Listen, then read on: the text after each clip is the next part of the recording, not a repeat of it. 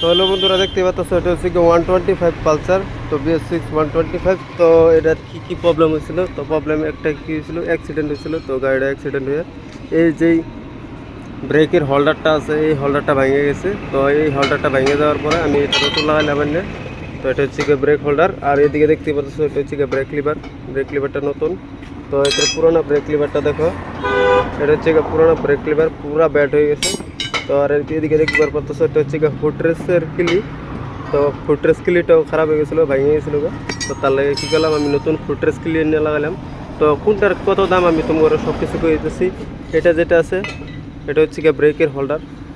তো এই হোল্ডারটার দাম আছে গিয়ে জেনুইন 1257।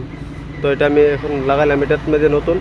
তারপরে গিয়া এই যে ব্রেকের লিভারটা আছে এটা 125 পালসার। তো এইটার দাম আছে গিয়া 493।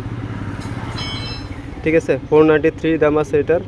তারপরে যেটা এই ব্রেক কিলিটা আছে, এই ব্রেক কিলিটার দাম আছে গিয়া 450 টাকা। তো দেখো আমার অলরেডি এই যে হোল্ডারটা আছে, হোল্ডারটা ফিটিং করা হয়ে গেছে। তো এদিকে বাকি আছে গিয়া এই যে গ্যাল লিভারটা আছে, এই গ্যাল লিভারটা ফিটিং করাম। তো চলো এটা ফিটিং করে তারপরে তোমার দেখাই দিচ্ছি। আর ভিডিওটা ভালো লাগলে লাইক কমেন্ট শেয়ার করবা, ফেসবুক পেজটা ফলো করবা এরকম ধরনের ভিডিও পাওয়া লাগে।